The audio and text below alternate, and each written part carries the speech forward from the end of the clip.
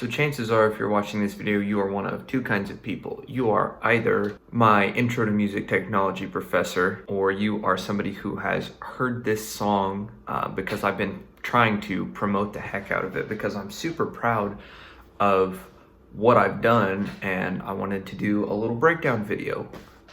Also, this is a class assignment for intro to music tech, so we're kind of killing two birds with one stone here. Anyway, let's get right into the breakdown for the single that I just put out called Silver Screen. Okay, so I'm still very new to OBS. I'm still learning how to do all this screen record stuff and still be able to get the audio from my computer to go to OBS. I had to figure out how to route all that. But anyway, we're going to go ahead and get right into the beginning of Silver Screen. We're just going to start from the top. So the first thing that comes in is the piano, and it's just playing some little chords right here.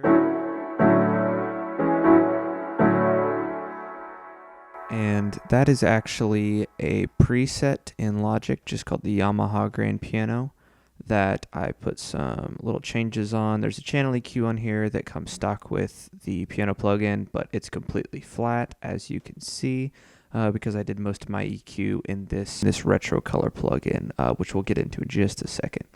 So on that piano, I've got a compressor, pretty basic compressor, threshold set at -20, ratio set at 2, makeup gain is set at just under 5 decibels.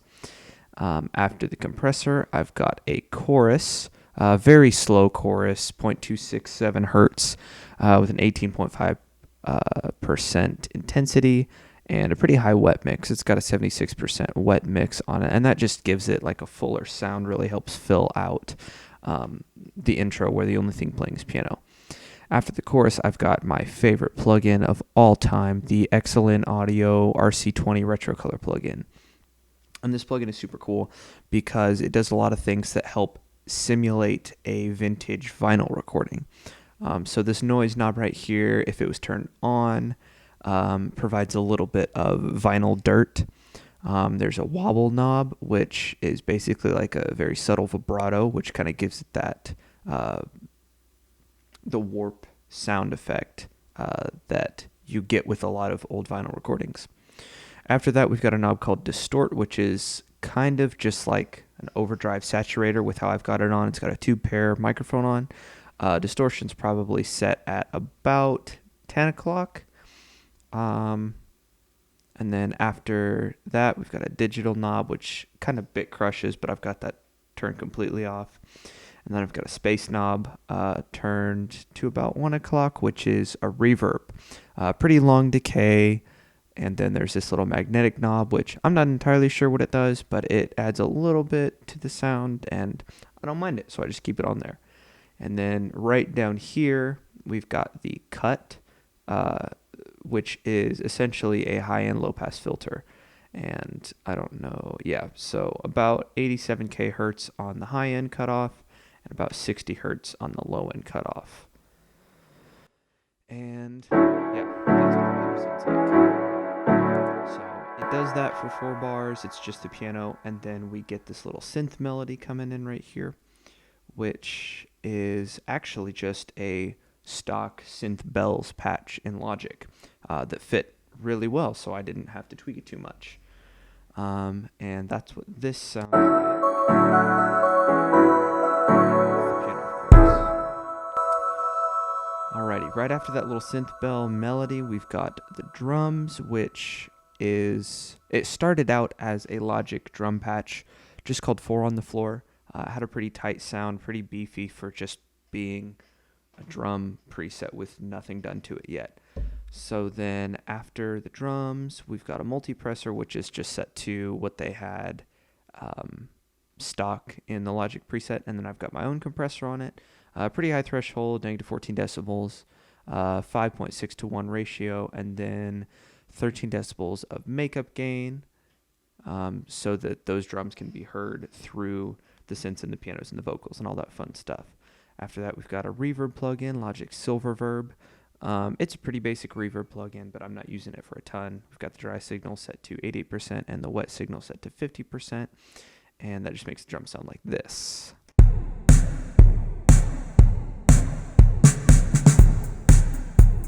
basic drum loop works very well for a 4-on-the-floor pattern that I'm using, which is funny because that's exactly what the drum patch was called before I tweaked it. So then after that section, when it starts to go into the full intro, we've got a couple things going on. So this right here is the bass sound that I have, and this was based on a patch that I created a little while ago. I was trying to emulate a Tame Impala song, Reality in Motion, which is where this patch got its name from. And then I have edited it a little bit. We've got the Logic ES2 synth designer right here. And it looks like it is an even mix between oscillators 2 and 3, which are both set to a sine wave. Pardon the voice crack. But that just gives it a lot of really full low end without having too many other higher frequencies that you have to worry about EQing out and all that stuff. And then I have right over here, we've got the high cut filter, which is assigned to this LFO right down here, which is synced up to the 8th note for the tempo that this track is at, which is 120 BPM. Imagine that. And that just gives it like an 8th note pulse bass. I figured that this sound fits a little better in the mix stylistically than a conventional like electric bass or something. Alrighty, after that we've got another synth bells channel just playing the same melodies that first synth bell channel was. The only thing I did to this patch that was a stock Logic patch was put a little bit of delay on it because I like some of that ambience to stick around for a little bit after the initial note is played. And then we've got a synth strings channel, which is based on another Logic stock patch.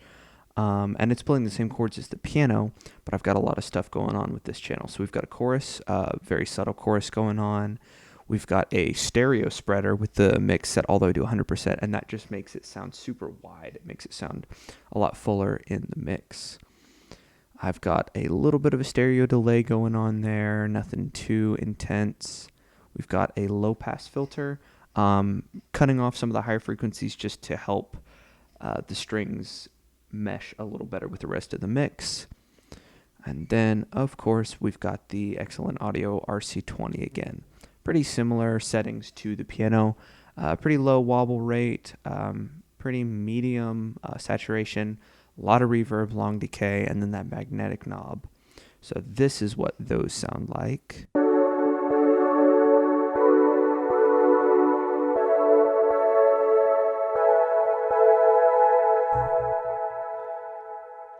All right. Oh yeah, before I get too carried away, here's what the bass sounds like.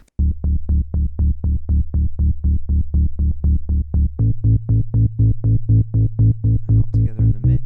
All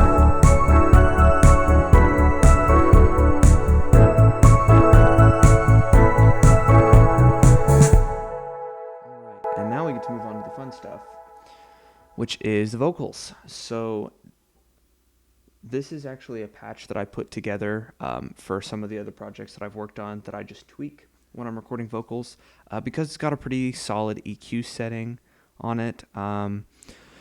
Rolled off a lot of the low end starting at about 125 hertz just to get rid of any sub-frequencies that might clash with the kick and the bass. We scooped it around 500 to get some of those low mids out as well. And then we started to boost it just a little bit at 6.3K hertz. And then again, all the way up to 20K hertz just to give it a little bit more of that high-end clarity. After the EQ, we've got a compressor, pretty severe compression here, negative 35 decibel threshold, 11 to 1 ratio, and then 11 decibels of makeup gain. And then we've got the Silververb plugin with dry signal at 100%, wet signal at 23%. And then we've got a high-pass filter. Looks like it is set off, the cutoff frequency is about 208 hertz. And that's just to get rid of any extra low-end rumblies that might be sticking around that might clash with the bass and the kick. Before all that, I've got pitch correction on. It's just Apple's stock pitch correction. And it works for what it is. There's no specific scale limit set to it. It's just a chromatic pitch correction with a response at 102 122 milliseconds. And that just kind of helps the vocals sit a little better with everything else, because there might be some little subtle changes in the way I sang, and I want to smooth that out as much as possible. It is not Melodyne, it is not auto-tune, but it works pretty well for what I'm doing. So with the melody on the vocals, we've got 3 layers. That's usually how I mix my vocals, is I've got one right in the center, and then one pan slightly left and one slightly right. That just makes things sound a little fuller. So with just the vocals, it sounds like this. I think I saw your reflection in a mirror. It must have been by mistake, 'cause I'm unclear on just exactly what happened in my car. Was that the end of the movie? It feels so. All right. So after that first little section of the verse, I added some vocal harmony. And the only difference in the settings on those 2 channels and the melody channels is that I cranked up the wet signal and the reverb a little bit, and then I panned them hard right and hard left. So it really just fills out your ears if you've got headphones or if you're listening through studio monitors. It really just sounds super full. As those vocals harmonies start to come in, I also brought in those synth strings and then 1 layer of the synth bell melody. So this is what that sounds like with everything. Far away, like it was yesterday. You're so far away. I hope I see you again someday. Alrighty, so that's where it starts to go into the little bridge, pre-chorus, whatever section. And none of the instruments really change that much. It's a different chord structure to give it a little bit more harmonic variety, but it's the same instruments, the same patches, all that fun stuff. Right after the first pre-chorus section, though, there is a guitar solo.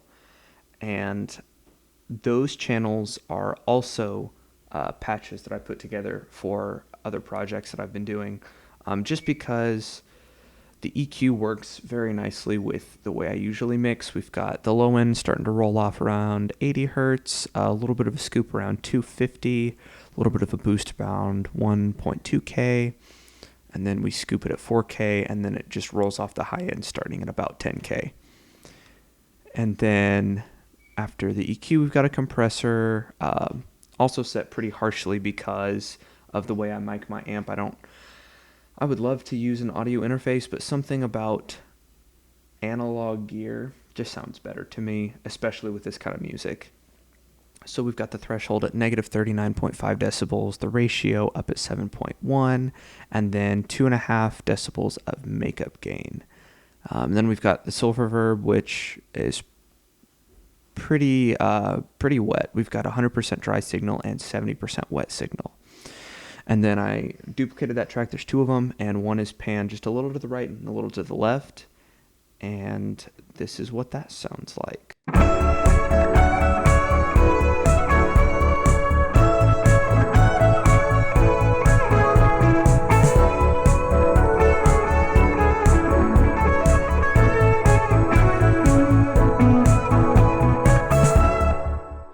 So there's that little guitar solo.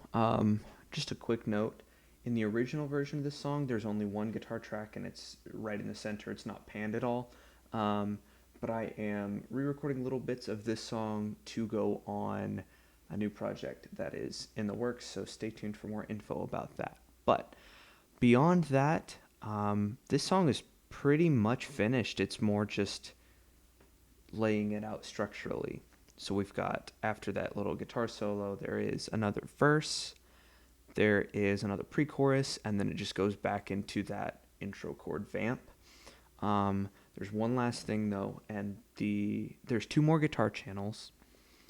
They're set up almost identically to the solo channel, but it's just like an octave vamp on 16th notes, and this is what those sound like.